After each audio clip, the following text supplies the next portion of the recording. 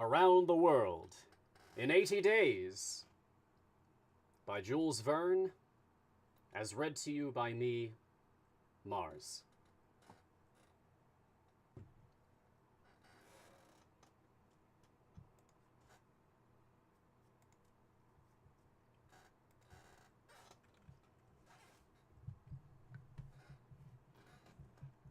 Chapter 1, in which Phileas Fogg and Passepartout accept each other. The one is master, the other is man.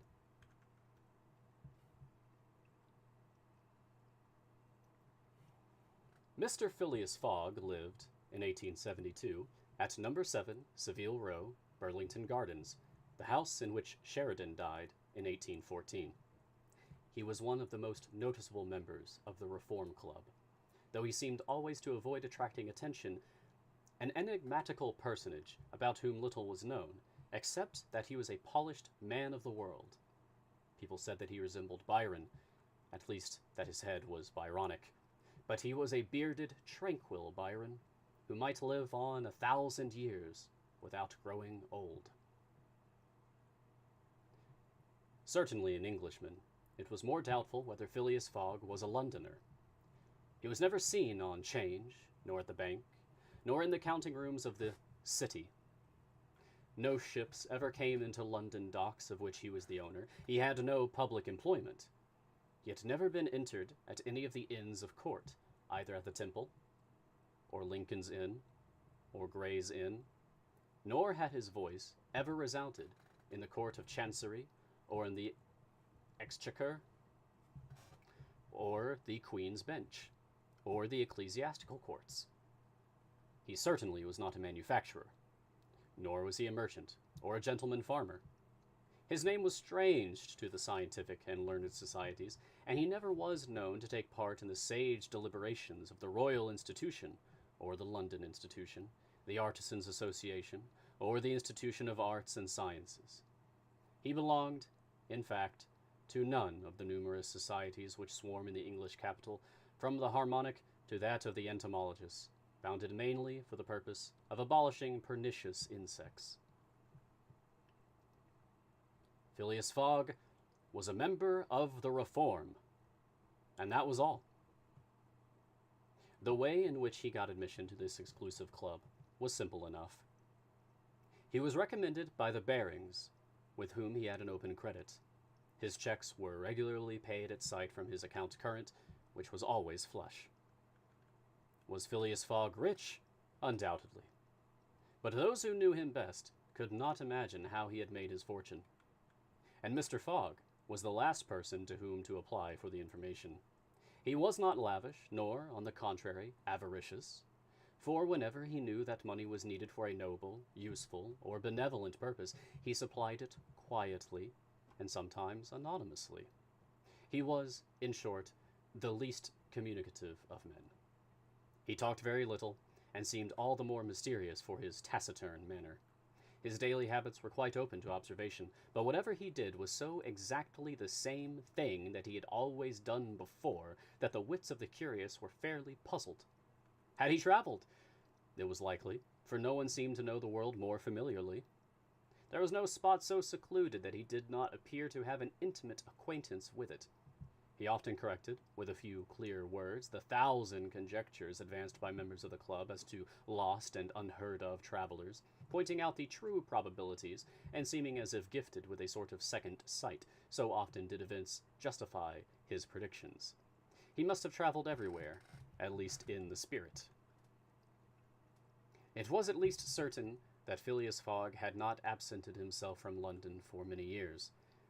Those who were honored by a better acquaintance with him than the rest declared that nobody could pretend to have ever seen him anywhere else. His sole pastimes were reading the papers and playing whist. He often won at this game, which, as a silent one, harmonized with his nature. But his winnings never went into his purse, being reserved as a fund for his charities. Mr. Fogg played, not to win, but for the sake of playing. The game was in his eyes a contest, a struggle with the difficulty, yet a motionless, unwearying struggle, congenial to his tastes. Phileas Fogg was not known to have either wife or children, which may happen to the most honest people, either relatives or near friends, which is certainly more unusual. He lived alone in his house in Savile Row, whither none penetrated. A single domestic sufficed to serve him. He breakfasted and dined at the club, at hours mathematically fixed, in the same room, at the same table, never taking his meals with other members, much less bringing a guest with him, and went home at exactly midnight, only to retire at once to bed. He never used the cozy chambers which the Reform provides for its favored members. He passed 10 hours out of the 24 in Savile Row, either in sleeping or making his toilet. When he chose to take a walk, it was with a regular step in the entrance hall with its mosaic flooring, or in the circular gallery with its dome supported by 20 red porphyry Ionic columns, and illumined by blue painted windows. When he breakfasted or dined, all the resources of the club, its kitchen and pantries, its buttery and dairy, aided to crowd his table with their most succulent stores. He was served by the gravest waiters in dress coats and shoes with swan-skin soles, who proffered the viands in special porcelain and on the finest linen. Club decanters of a lost mold contained his sherry, his port, and his cinnamon-spiced claret. Claret? While his beverages were refreshingly cooled with ice, brought at cost from the American lakes. If to live in this style is to be eccentric, it must be confessed that there is something good in eccentricity. The mansion in Savile Row, though not sumptuous, was exceedingly comfortable. The habits of its occupant were such as to demand but little from the sole domestic, but Phileas Fogg required him to be almost superhumanly prompt and regular. On this very 2nd of October he had dismissed James Forster because that luckless youth had brought him shaving water at 84 degrees Fahrenheit instead of 86. And he was awaiting his successor, who was due at the house between 11 and half past. Phileas Fogg was seated squarely in his armchair, his feet close together like those of a grenadier on parade, his hands resting on his knees, his body straight, his head erect. He was steadily watching a complicated clock which indicated the hours, the minutes, the seconds, the days, the months, and the years. At exactly 11:30, Mr. Fogg would, according to his daily habit, quit Savile Row and repair to the Reform. A rap at this moment sounded on the door of the cozy apartment where Phileas Fogg was seated, and James Forster, the dismissed servant, appeared. "The new servant," said he. A young man of 30 advanced and bowed. "You are a Frenchman, I believe?" asked Phileas Fogg. "And your name is Jean?" "Jean, if monsieur pleases," replied the newcomer. "Jean Passepartout, a surname which has clung to me because I have a natural aptness for going out of one business into another.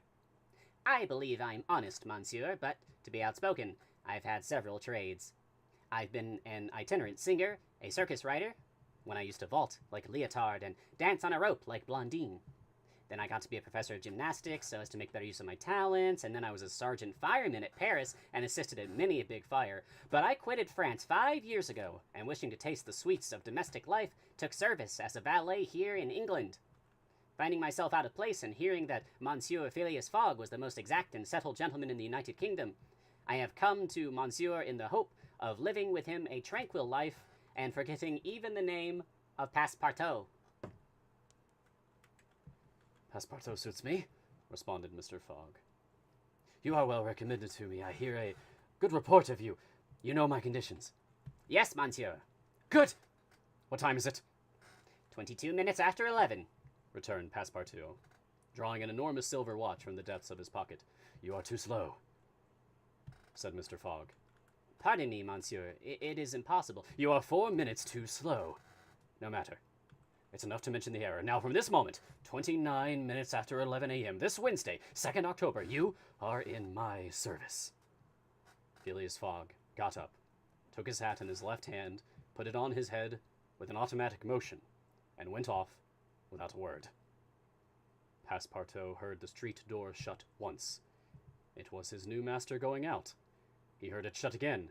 It was his predecessor, James Forster, departing in his turn. Passepartout remained alone in the house in Savile Row. End of chapter. Well, this is off to a very fun start already. I am enjoying this. This is a good read so far. I did not prepare those voices. They just kind of came out. How do they sound to you guys? Do they sound acceptable?